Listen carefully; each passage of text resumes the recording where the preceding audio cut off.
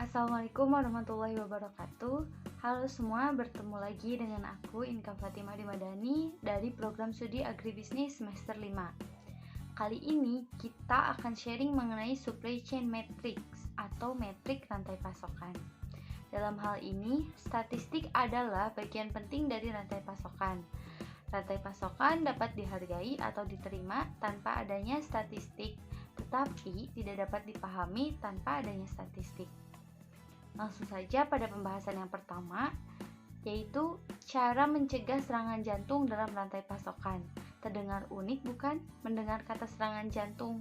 Nah, menurut Singhal, gangguan rantai pasokan ini seperti serangan jantung karena memutus aliran informasi dan pasokan ke perusahaan. Dapat memiliki efek jangka panjang dan terkadang fatal pada kesehatan perusahaan. Adapun masalah-masalah dalam rantai pasok, diantaranya yaitu penghapusan persediaan, kekurangan suku cadang, keterlambatan pengiriman, dan kurangnya kelonggaran sistem. Nah, salah satu alasan masalah rantai pasokan terjadi adalah karena tidak ada cukup kelonggaran dalam sistem, catat Singhal.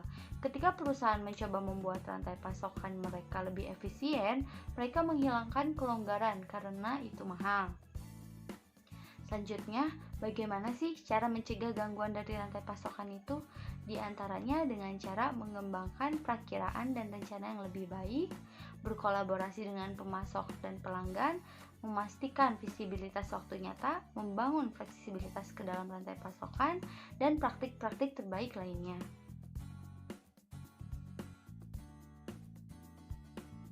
Lanjut pada pembahasan berikutnya, yaitu apa yang membuat pemimpin rantai pasokan. Dengan kata lain, apa sih yang membuat sebuah rantai pasokan itu menjadi unggul? Nah, rantai pasokan yang benar-benar terbaik di kelasnya akan mencakup banyak operasi dan proses yang tidak selalu muncul di lembar-lembar klugi, seperti perencanaan dan peramalan, transportasi dan logistik, pergudangan dan distribusi, layanan pelanggan, dan pengadaan. Nah, ada beberapa standar yang digunakan untuk menilai rantai pasokan, yaitu ada kinerja pengiriman, tingkat pengisian, pemenuhan pemesanan, dan waktu siklus dari tunai ke tunai. Selanjutnya ada dua fakta penting dalam rantai pasok, yaitu yang pertama, penting untuk membandingkan rantai pasokan Anda dengan rekan-rekan Anda untuk mendapatkan evaluasi dunia nyata tentang seberapa baik atau buruknya yang kamu lakukan. Nah, yang kedua, sama pentingnya bagi Anda untuk mengenali batasan dari tolak ukur. Adapun alasan perusahaan tidak melakukan tolak ukur yaitu karena mereka membutuhkan banyak waktu untuk melakukannya, kurang sumber daya, anggaran kurang memadai, serta ukuran dan proses internal sulit untuk didefinisikan. Pembahasan selanjutnya yaitu pembandingan.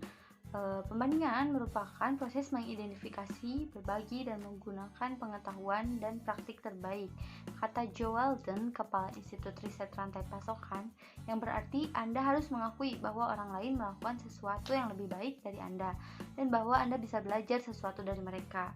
Menurut Weldon, kunci tolak ukur adalah memahami apa yang Anda ukur, serta mengapa Anda mengukurnya. Jika Anda tidak mengukur dari sudut pandang pelanggan, katanya, maka Anda tidak mengukur hal yang benar. Hal-hal yang benar, menurut Weldon, itu menjelaskan termasuk waktu siklus pesanan pelanggan, waktu masuk ke stok, tingkat pengisian, pergantian personel, program pelatihan, dan logistik terbalik.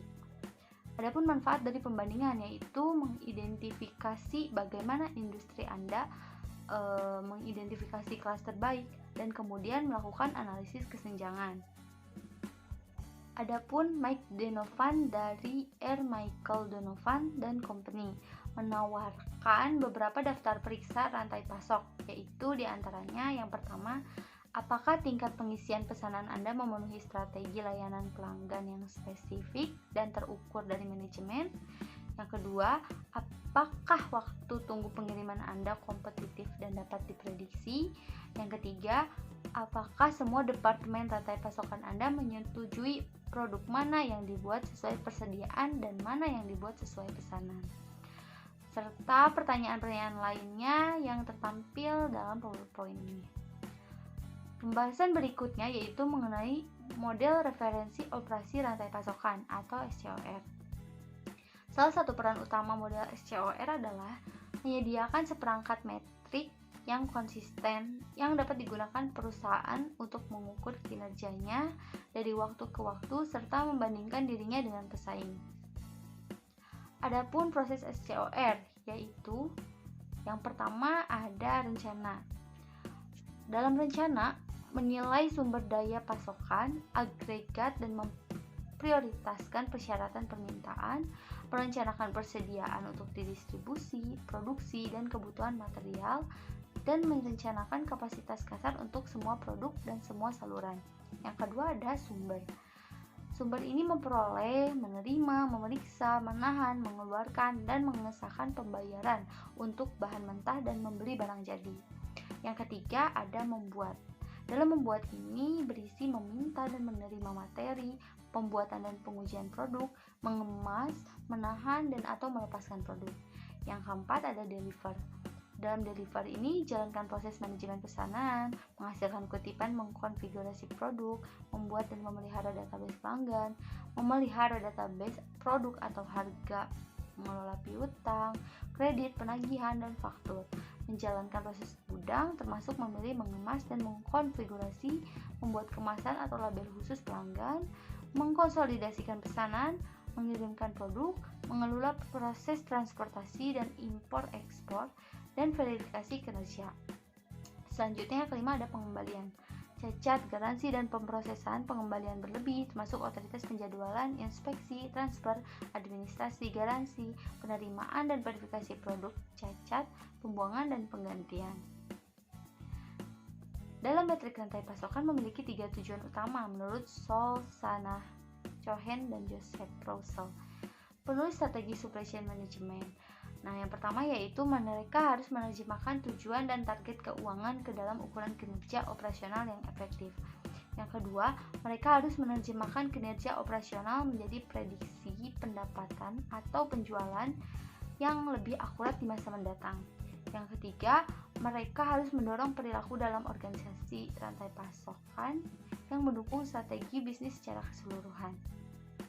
Langkah-langkah dari SCOR itu yang pertama ada didik untuk dukungan, yang kedua ada temukan peluang, yang ketiga melakukan analisis, yang keempat ada melakukan desain, yang kelima yaitu mengembangkan, dan yang kelima itu melaksanakan dari kegiatan supply chain matrix ini. Selanjutnya ada menggunakan latihan faktur sebagai titik awal. Bolstotaf mencatat tim rantai pasokan Imation memodelkan strategi aliran material yang akan mengakomodasi kebutuhan pelanggan sambil mendukung persyaratan kompetitif perusahaan. Nah, jenis latihan ini juga digunakan untuk memodelkan yang pertama aliran produk yang memfokus pada penundaan penyesuaian akhir produk hingga saat terakhir yang memungkinkan sebagai praktik terbaik utama. Yang kedua ada pemanfaatan sistem yang merombak praktik penetapan harga Imation yang terlalu rumit, dan yang ketiga ada inisiatif perencanaan, peramalan, dan pengisian ulang kolaboratif yang bertujuan untuk meningkatkan laba atas investasi dengan bekerja lebih erat bersama pelanggan retail Imation untuk mengelola inventaris secara efektif. Pesan yang dapat saya sampaikan, mohon maaf apabila ada kesalahan. Terima kasih. Wassalamualaikum warahmatullahi wabarakatuh.